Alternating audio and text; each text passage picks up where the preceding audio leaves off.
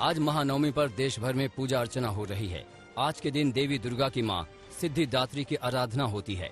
सुबह से ही कुछ जगहों पर मंदिरों में भक्तों की भीड़ है। वहीं पंडालों में भी आज भक्त विशेष आराधना में जुटे हैं। दिल्ली के झंडेवालान मंदिर और देश के तमाम अन्य मंदिरों में भक्तों ने माता की शक्ति में लीन होकर आशीर्वाद लिया। रामनगरी अयोध्या में भी नवरात्र का अनूठा रंग दिख रहा है। वहां भक्तों ने कल महाअष्टमी के मौके पर छोटी काली मंदिर में मां दुर्गा की पूजा अर्चना की। दूसरी ओर यूपी के मंत्री जितिन प्रसाद अयोध्या पहुंचे और राम जन्मभूमि मंदिर जाकर प्रार्थना किया। महाअष्टमी के मौके पर सूरत के उमिया धाम मंदिर में महाआरती की गई। इसमें सैकड़ों की संख्या में भक्त शामिल हुए। इस महाआरती में माता की आराधना में डूबे भक्तों ने हजारों दीप जलाए और आरती में शामिल हुए। इस दौरान जय माता जी के नारों से पूरा मंदिर परिसर गूंज उठा। नवरात्रि पर्व की ये पावन तस्वीरें बेहद लुभावनी हैं। कोलकाता के कोस्टपुर में इस बार तूफान से हुई तबाही को ही दुर्गा पूजा का थीम बनाया गया है। साथ ही कोरोना काल में सभी की मदद करने वाले अभिनेता सोनू सूद भी इस थीम का हिस्सा हैं। आपको बता दें कि सुंदरबन इलाके में तूफान की वजह से एक गांव पूरी तरह तबाह हो गया था। उसी की याद में दुर्गा पूजा कमेटी ने यह थीम तैयार किया है। दिल्ली में इस बार रामलीला के दौरान कोरोना की बंदिशों का असर दिख रहा है। कड़कड़डुमा इलाके में आयोजित रामलीला सोशल डिस्टेंसिंग के साथ की जा रही है। इस बार महज 3 दिन के लिए ये आयोजन हो रहा है। रामलीला के कलाकार खुद मास्क पहनकर अभिनय को जीवंत करते नजर आए। भोपाल की बीजेपी सांसद साध्वी प्रज्ञा सिंह ठाकुर का एक अलग ही अंदाज दिखा। वो कबड्डी खेलती नजर आईं। भोपाल के शक्ति नगर में मां काली के दर्शन करने पहुंची साध्वी प्रज्ञा ने मंगलवार को गरबा भी किया था। अब कबड्डी खेलने की तस्वीर आने के बाद कांग्रेस ने उन पर तंज किया है। यूथ कांग्रेस के अध्यक्ष श्रीनिवास बीवी ने ट्वीट कर पूछा है कि अब इनकी एनआईए कोर्ट में अगली पेशी कब है।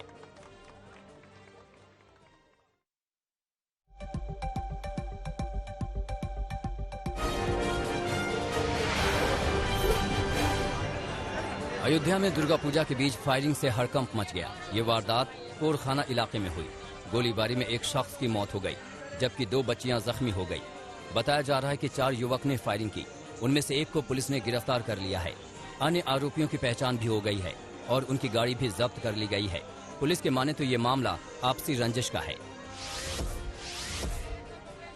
महाराष्ट्र के अकोला में एक बेकाबू गाड़ी दुर्गा पंडाल में जा टकराई। इस घटना के बाद वहां हड़कंप मच गया। बोलेरो के पंडाल में घुसने के दौरान एक बाइक सवार उसकी चपेट में आकर जख्मी हो गया।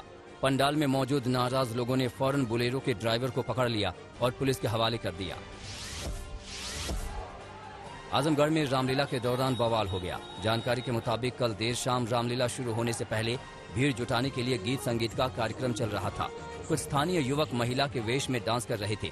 तभी वहां पहुंचे दरोगा ने स्टेज पर जाकर डांस रोकने को कहा। उनके जूता पहनकर स्टेज पर जाने से लोग नाराज हो गए। सैकड़ों की भीड़ ने नारेबाजी शुरू कर दी। काफी देर बाद मान मनोबल के बाद मामला शांत हुआ और रामलीला शुरू हो सका।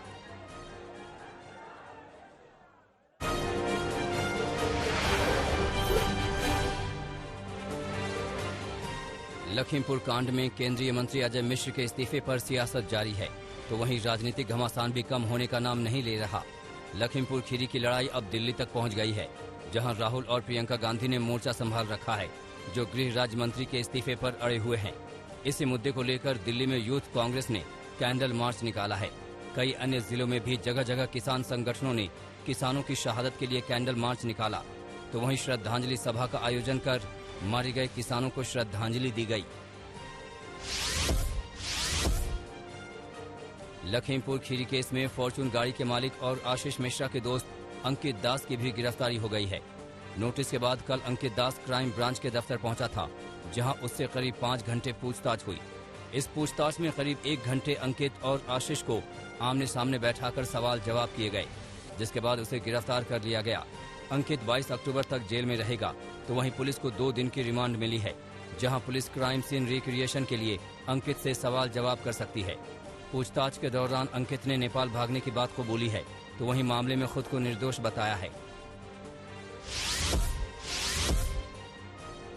प्रयागराज में कांग्रेस के पोस्टर में वरुण गांधी की तस्वीर लगाने पर घमासान तेज हो गया है। कांग्रेस ने अब मामले में एक्शन लिया है। कांग्रेस ने पोस्टर लगाने वाले नेता पर कार्रवाई करते हुए 15 दिन के लिए उसे सस्पेंड कर दिया है। 3 दिन पहले प्रयागराज में कांग्रेस के पोस्टर में वरुण और सोनिया गांधी को साथ दिखाया गया था, जिसमें वरुण गांधी का स्वागत किया गया था। सावरकर को लेकर सियासी घमासान जारी है। जहां बीजेपी को शिवसेना का साथ मिला है, तो वहीं सावरकर को लेकर चल रहे विवाद पर अब शिवसेना ने अपना स्टैंड क्लियर किया है। शिवसेना सांसद संजय राउत ने कहा कि वीर सावरकर के बारे में जो भी भूमिका बीजेपी और आरएसएस को लेनी है वो ले, लेकिन शिवसेना की जो भूमिका वीर सावरकर के बारे में शुरू से रही है वही रहेगी। वीर सावरकर हमारे आदर्श रहे हैं और रहेंगे। कांग्रेस के वरिष्ठ नेता और पूर्व प्रधानमंत्री डॉक्टर मनमोहन सिंह की तबीयत खराब हो गई है। उन्हें बुखार और कमजोरी की शिकायत के बाद दिल्ली के एम्स अस्पताल में भर्ती कराया गया है। गुलेरिया की अगुवाई में एक मेडिकल टीम का गठन किया गया है जो देखरेख कर रही है।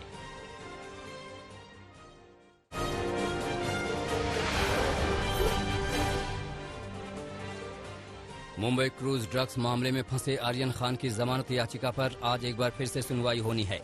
इससे पहले कल मुंबई की सेशंस कोर्ट में इस केस पर करीब 3 बजे सुनवाई शुरू हुई थी, जिसमें एनसीबी और आर्यन के वकील ने जमानत के मसले पर दलीलें पेश की। शाम करीब 5:45 बजे तक सुनवाई चलती रही, जिसके बाद सुनवाई एक दिन के लिए टाल दी गई। एनसीबी ने कोर्ट में कहा कि भले ही आर्यन के पास ड्रग्स नहीं मिली हो, लेकिन वो ड्रग्स पैडलर के संपर्क में थे। ये एक बड़ी साजिश है, इसकी जांच जरूरी है। तो वहीं कल एक बार फिर से सलमान खान शाहरुख खान के परिवार से मिलने मन्नत पहुंचे। एनआईए ने कश्मीर में 16 जगहों पर छापेमारी कर आतंकियों का साथ देने वाले 5 लोगों को गिरफ्तार किया है। इन सभी पर घाटी में आतंकी संगठन जैश-ए-मोहम्मद, टीआरएफ, हिजबुल मुजाहिदीन और अन्य संगठनों के आतंकियों को सुविधा मुहैया कराने का आरोप है। मामला जम्मू कश्मीर और अन्य प्रमुख शहरों में हिंसक आतंकवादी हमलों को अंजाम देने की साजिश रचने से जुड़ा है। इससे पहले एनआईए ने जम्मू कश्मीर में 16 जगहों पर छापेमारी के बाद आतंकवादियों के 4 सहयोगियों को गिरफ्तार किया था।